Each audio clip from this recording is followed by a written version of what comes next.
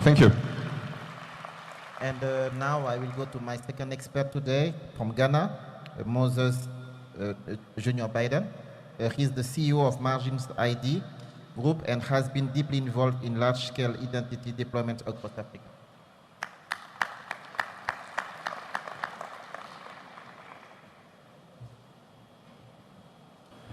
This afternoon, I'm here to speak about interoperability, and the case study is Ghana. A national ID system is only as good as the interoperability it has across sectors and how useful it is in a citizen's life, both in public services and private services. And Ghana is the use case I'm going to present today. Now, according to the World Bank, the OECD, and UNESCO, as of 2024, there are 170 countries with varying degrees of national ID systems, and 85% of these are in Africa. Interestingly, only 15 to 20% of them will be considered to be sort of fully integrated. And some of the examples that are stated are normally either European or Asian ones: Estonia, India, Singapore, UAE. But Ghana is also very well integrated and must be cited amongst those use cases. So I'm just here to do that. Now, why is it important to have full interoperability and integration in the national ID system as the most important step for utility that gives citizens the benefit of e-government services, e-commerce services, financial technology services, digital banking, total social and financial inclusion? It's because the traditional national ID systems, not just in Ghana, but globally, is mostly fragmented, which means that in the old times, people collect data in different silos. These data structures are different, which means they have different data fields. The quality of the information in the data are different, and sometimes the identities are duplicated. Now, as we enter the digital age, we know that all countries that do not have their citizens having a digital avatar of themselves to interact with the digital world will have a negative impact on their social, economic, and political advancement. And that digital avatar or identity, if it can be faked or it can be stolen, then brings even bigger negative impacts. Fraud, corruption, and a lack of services efficiently and effectively delivered becomes the result of these fragmented and weak systems without a strong legal identity database. And who pays for it? Citizens pay for it. Citizens pay for it with inefficient services, ineffective services, paying 3 or 4 times the price that they should pay through bribery, corruption, etc., because of the human interface. In the public services, e-commerce is slowed down, the digital revolution is not accelerated, and financial services still largely remain out of the reach of normal people. So the common approach of having standalone programs, fragmented governance, and interoperability as a retrofit, rather from ab initio being one of design, creates problems that become very difficult to fix. In Africa, luckily, we don't have too many legacy systems. So we can leapfrog all these problems into the new digital world using new tools to solve modern problems that fit our social, economic, and political framework. The persistence of identity silos of the old can be leapfrogged, and we can go straight into an electronic and digital ID system that is fit for today's modern digital ecosystem. What does that mean? It means that right from inception, from design, we need to look at objectives from day one to see what sort of outcomes do we want, what sorts of objectives do we have, and what are our priorities in terms of our social, economic, and political priorities, so that we can gradually integrate and interrupt according to our needs and the highest impact. And even though people apply technology to this normally, It actually starts from a legal framework. There are questions about what's the role of governance and compliance and law. Because after all, who are you is determined by the constitution of countries, whether they run a constitution that's based on your citizenship by birth or by blood.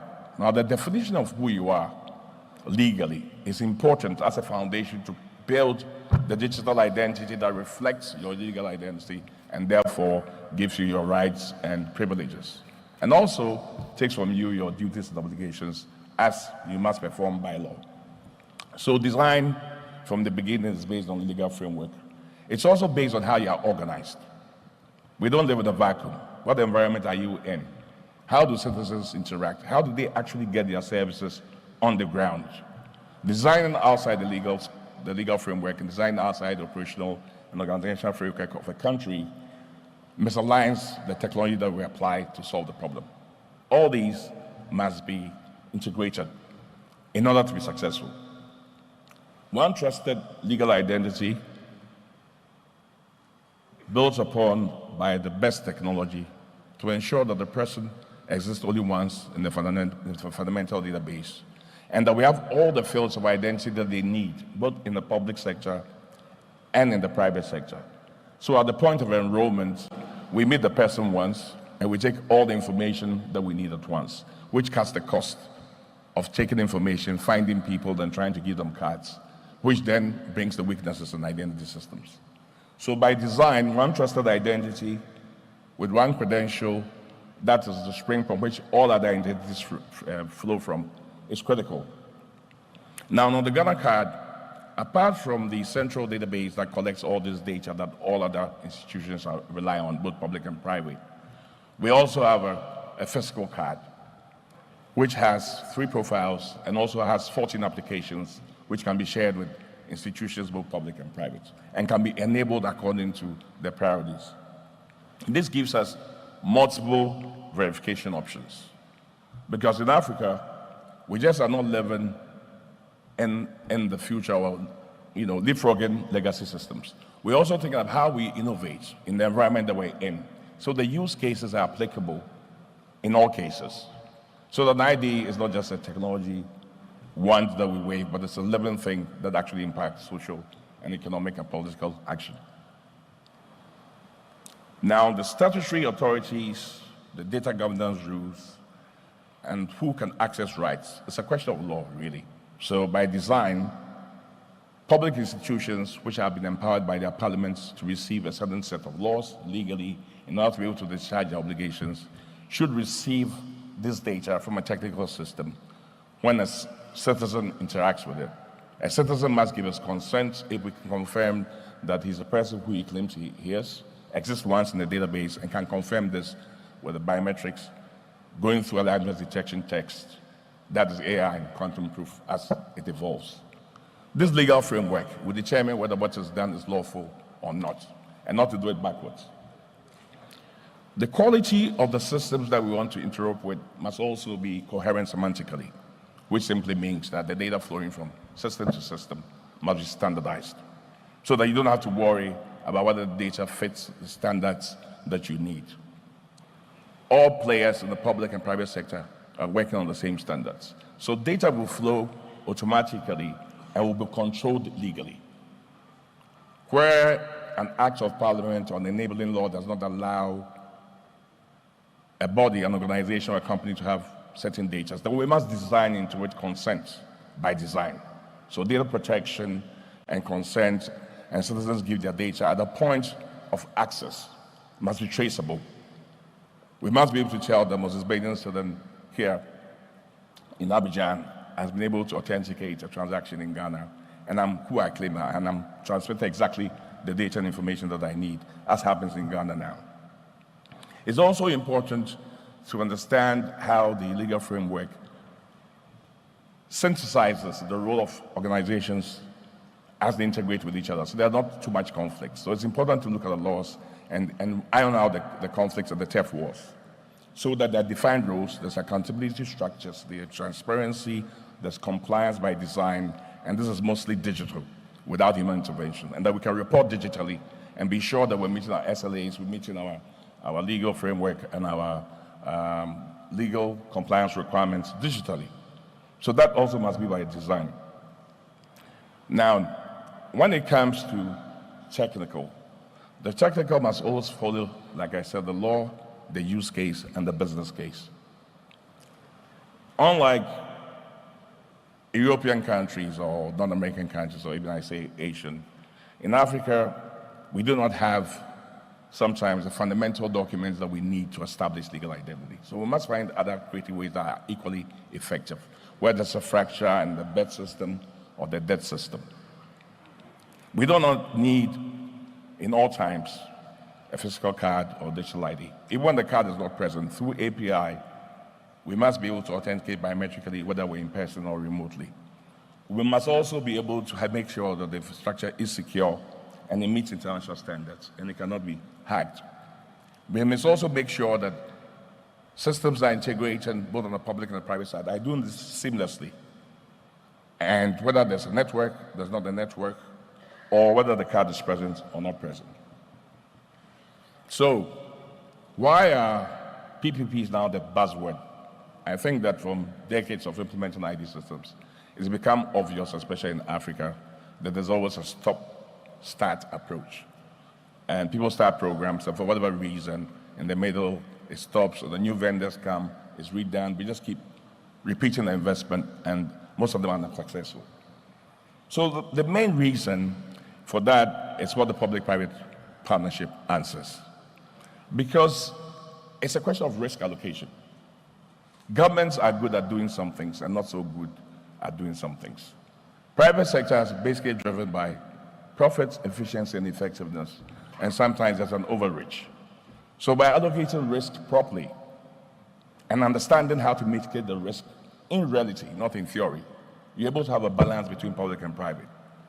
So for the government side, statutory authorities are interested in setting the citizenship law, making sure that people are legally who they claim they are, and that's a process to qualify that legal identity, and that can be proven in a digital process that is safeguarded and is risk mitigated in order not to allow unqualified people into the register.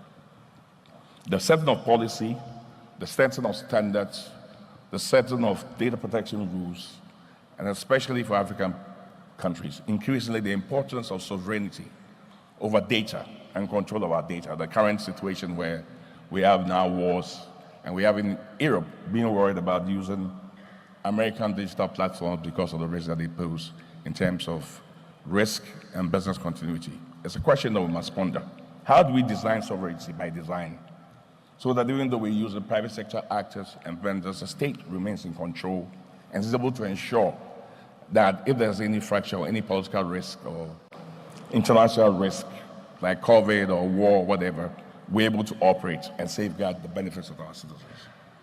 Sovereignty is important, so no private sector actor should own the government's database. Private sector should facilitate a robust, fundamental, secure national database for a state, but the state must control sovereignty. How do we design that into contracting? How do we safeguard that with SLAs and KPIs? How do we make that verifiable and reporting and compliance? These are important questions.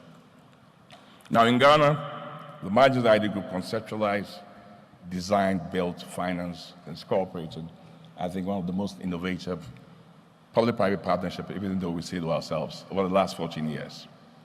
And our role, of course, is to build all the subsystems integrated and to ensure that instead of treating this as an event or the sale of a system, that this is looked at as an output-based service, measured in SLAs, uptimes, and KPIs that are clear to all parties.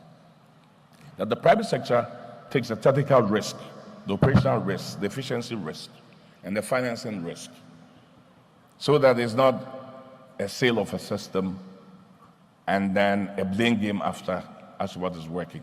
And then the risk of the public sector is managed by the public sector. So payment is based on performance. And as you know in business, when payment is based on performance, mostly things work.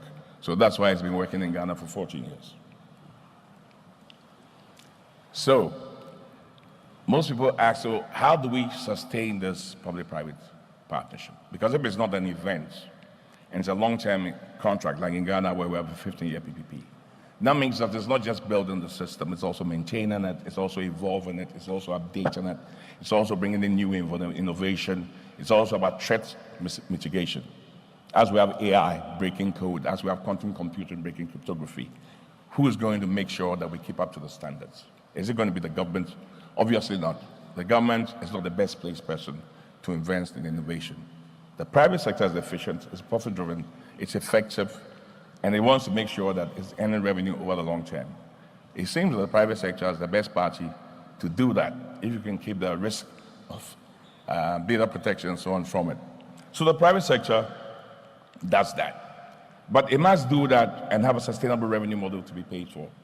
So that comes from transaction fees. These transaction fees are from players who actually need to use the system and find the fees affordable rather than they building the systems up themselves. So that private investment gets a return and there's a revenue share with the government based on an objective negotiation and a sustainable model that will stand the test of time. So interoperability generally has to reduce risk of exposure of identity theft and exposing citizens' data to people that shouldn't have them.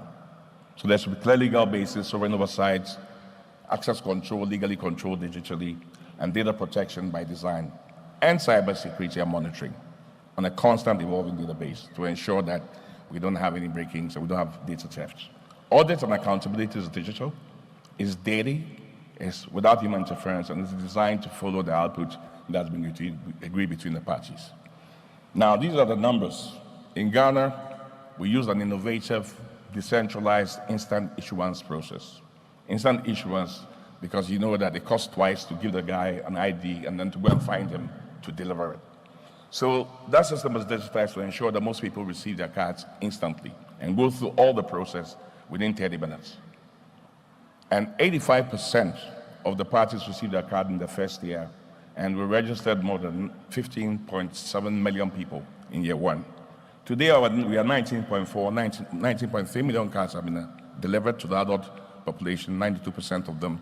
And the only 100,000 was because there was a break for COVID, and therefore the instant issuance couldn't cover that gap. That's a very important number. We've been doing this for 35 years, and since 2019, we progressively rolled out, and we've connected over 262 institutions. At the height of the registration, we're doing 250,000 instant issuance registration, including legal identity tests and so on, in one day. So, 2 minutes. 2 minutes. Interoperability is taking the data sets, whether it's for national health insurance, claims identification, reduced costs. Tax numbers are now 19.2 million, they used to be 2.5. SIM registration ensures that identity and payments and communications are integrated in real time. Registering for vehicle or driver's license does not require you to fill new information. Your data flows straight from national ID on a biometric verification, either in person or remotely. Banking and finance, mobile money, since we started in 2019, has gone from 150 billion to 450 billion today. Today, e-passport services at the airport is connected to national ID, so you can come in and out. And if you are wanted internationally or locally, it's flagged automatically.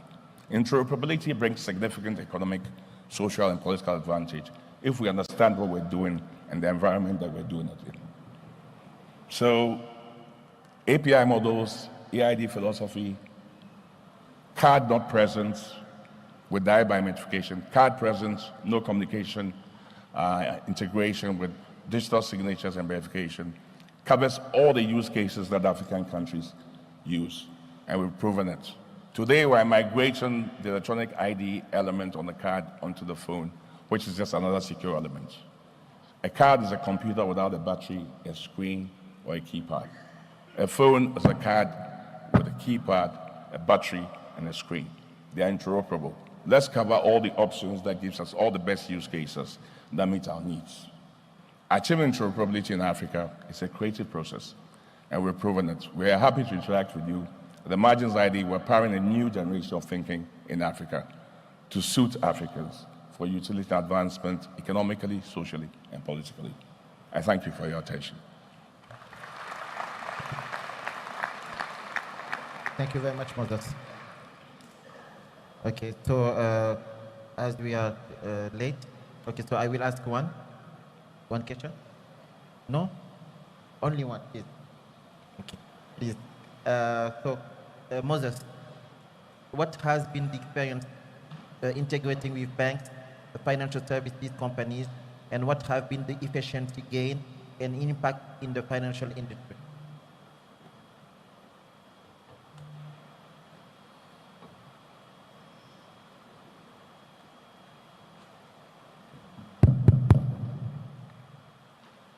Well, the financial sector is one of the most crucial ones in an African setting.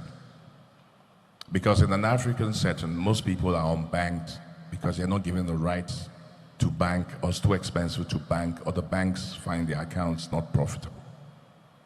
So by design, our national ID PPP is based on total social and financial inclusion. So in Ghana, as an example, we finance the government to give a card free to everybody. So citizens don't pay for the first card. So once they don't pay, and you have a complete database that includes everybody, and you have all the data fields of everybody, you have their biometrics, both face, fingerprints, iris. And by the Bank of Ghana regulations, the national ID system is integrated into the banking platform, so that whether you're present in a bank, you don't need your card, you can just have a one-to-one biometric verification that brings an eKYC data set straight into your bank. It reduces the cost of customer acquisition, and it builds trust, because your legal identity is correct, it's guaranteed by the state, compliance is automatic.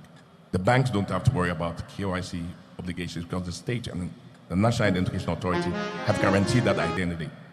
And that's guaranteed in real time with a verification code that's distributed to people in the distributed ledger ecosystem. So today, you can go to any bank portal, you can put your national ID number, and you can open an account on the fly. And you can transfer money between different mobile money providers, from mobile money, from banks, from aggregators, fintechs, into wherever you want. So you can see the effect is in the numbers. Between 2019, when we launched, to now, mobile money has gone from $150 billion in Ghana to $450 billion, and growing every day. Trust has been established. Interoperability brings dividends to the banking sector, and everybody has an account. Thank you very much. And I know that you didn't speak a long time, so I want you to give a final advice. Well, the journey, on the digital ID road is pretty long, but again, there are so many examples of real success that it's really worth it.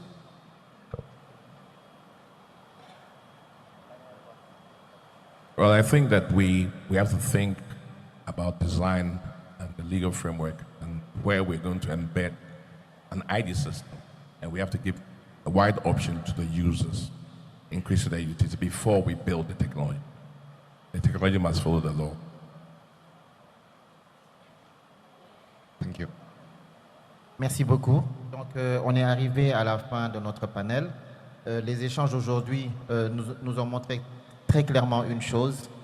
Le défi de l'identité numérique à grande échelle n'est pas d'abord un défi technologique, c'est avant tout un défi de gouvernance, un défi de confiance et d'interopérabilité, et de plus en plus un défi de transformation économique.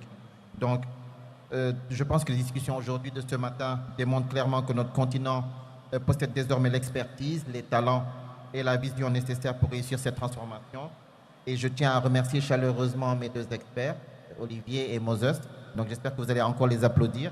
Et je vous souhaite encore une bonne fin d'événement. Merci.